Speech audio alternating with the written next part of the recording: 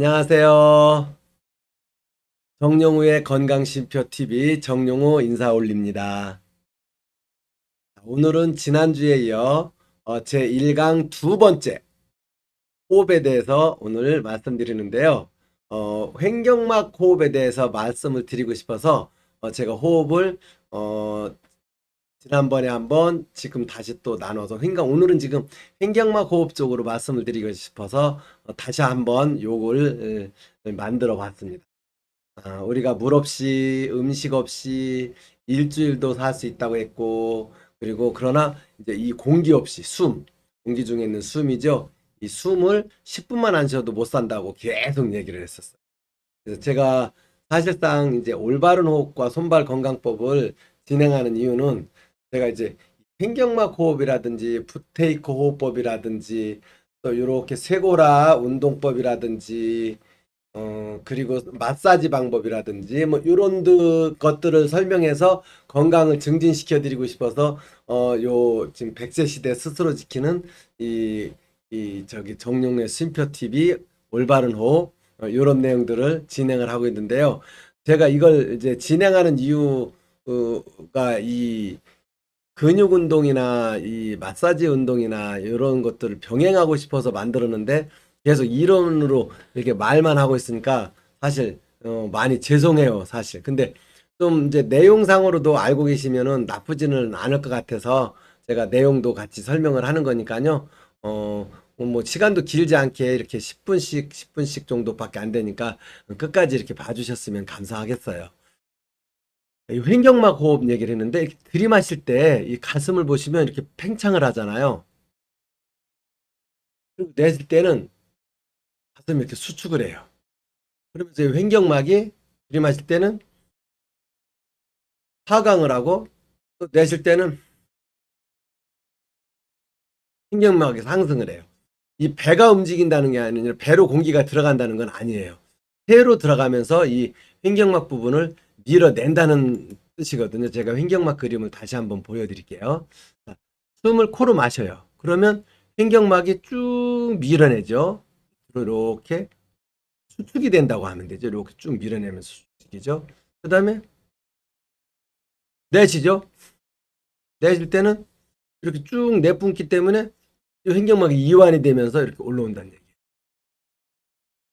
이 호흡이 중요하다는 얘기를 계속 해드리는 거거든요. 자, 요게 횡격막이거든요. 요 횡격막.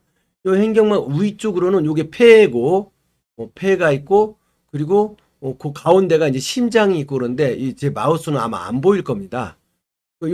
지금 요 횡격막 이렇게 우산 모양으로 된 이 아래쪽으로는 장기가 들어 있어요. 장기들은 뭐 이렇게 우위도 있고 그리고 소장도 있고 대장도 있고 또 여기에 뭐 신장도 뒤쪽에 있고 또 요쪽에는 이제 왼쪽에는 또 비장도 있고 그리고 요 밑으로는 간도 있고요. 오른쪽 밑으로는 간도 있고 또 방광도 있고 이렇게 쭉 장기들이 아래쪽으로 들어 있는 거죠.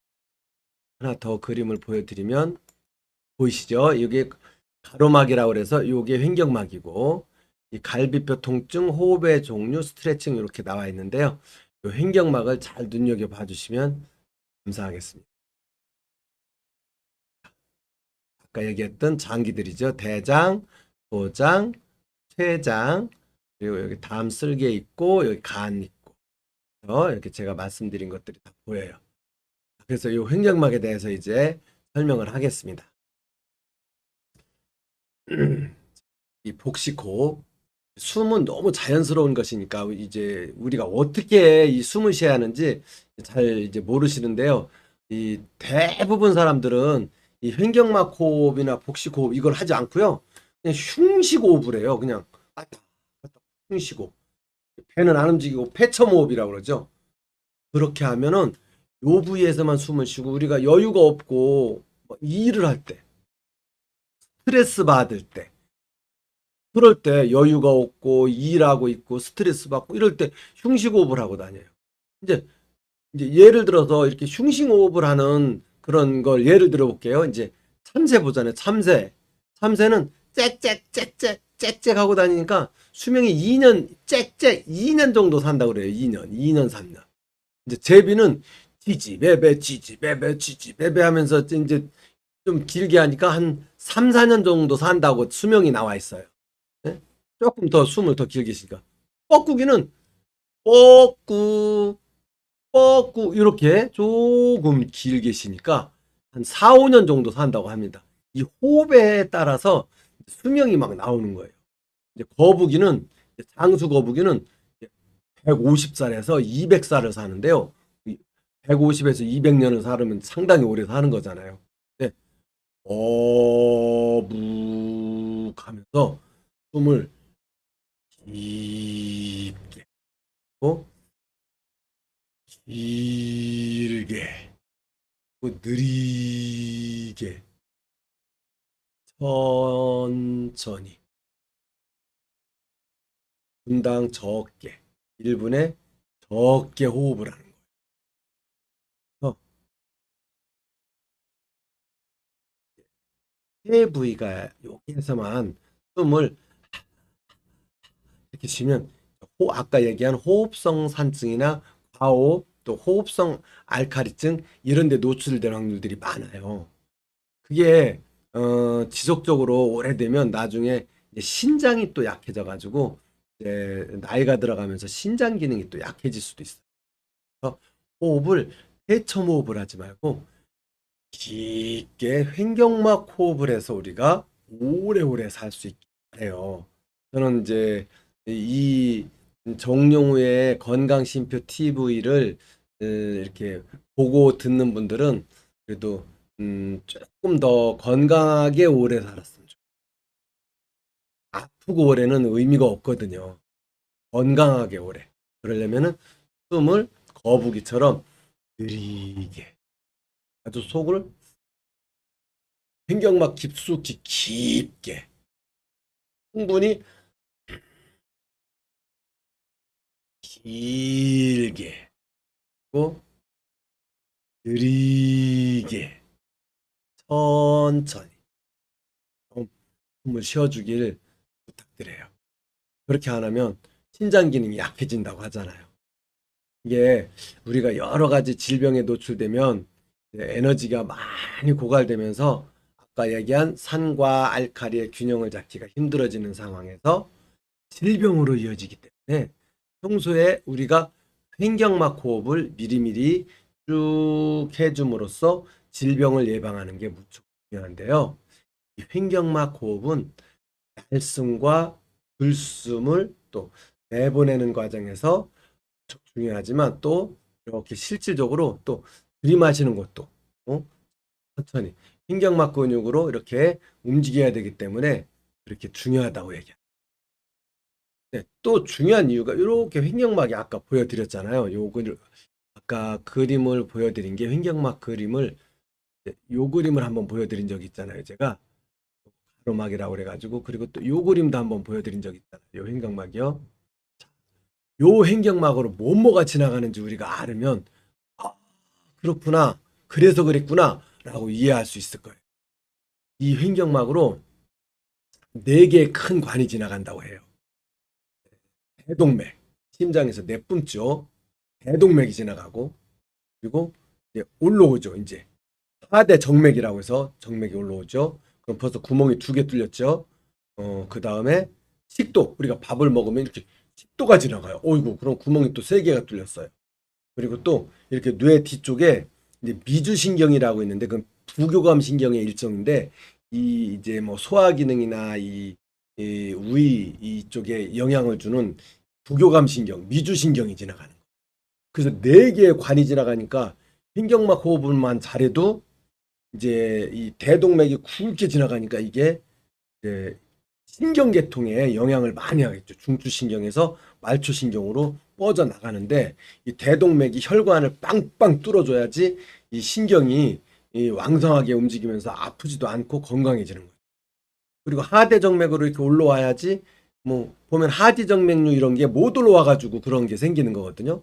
하지정맥류 막 푸릇푸릇하게 있잖아요. 이렇게 반바지 입고 다니시는 분들 그게 이제 하대정맥의 이상으로 쭈글쭈글해져 가지고 횡격막이 그 다음에 식도가 내려간다고 그랬잖아요. 그 관이 근데 식도에서 또 이게 안 내려가면은 역류성 식도염에서 트림 나오고 막 그러잖아요.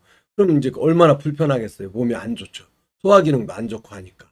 그리고 미주신경은 아까 얘기한 대로 미주신경 장애로 위, 소화라든지 소화장애 그리고 이 위염이라든지 이런 게 발생하니까 그 네 개의 관이 이게 얼마만큼 중요한지 여러분들이 빨리빨리 이해를 하게 되면 너 횡격막 호흡해야지. 나 꼭 필요한 게 횡격막 호흡이구나. 이렇게 생각을 할 수밖에 없는 상황이 되는 거예요. 그래서 오늘 이 횡격막 호흡에 대해서 여러분들한테 제가 이제 한번 연구한 게 있는데요. 이 핸드폰에서 이걸 한번 제가 다운받았거든요. 요거였었어요. 요게 이름이 제가 핸드폰 좀 볼게요. 제가 요걸 깔았거든요. 이 핸드폰에다가 요거를 우리 선생님들도 깔으셔야 돼요. 이지 메트로놈. 이지 메트로놈을 이렇게 깔으면 뭐가 나오느냐 하면은 요게 나옵니다. 요게 뭐냐면 음악하는 사람들이 1분당 16박자가 나오는 거예요. 1분당 이렇게 해서 뚝뚝뚝뚝 16비트로 이렇게 나눠서 해주는 건데 요거에 맞춰서 호흡을 하게 되면 횡격막 호흡이 정확하게 이루어지는데요. 이따 요거를 제가 보여드리면서 횡격막 호흡을 같이 따라하는 걸 할 거예요. 우리가 이제 횡격막 호흡은 이따 이제 실습을 한다고 했으니까 저랑 같이 횡격막 호흡은 실습을 하도록 하고요. 지금 이제 입으로 숨 쉬면 생기는 거 요거 있거든요.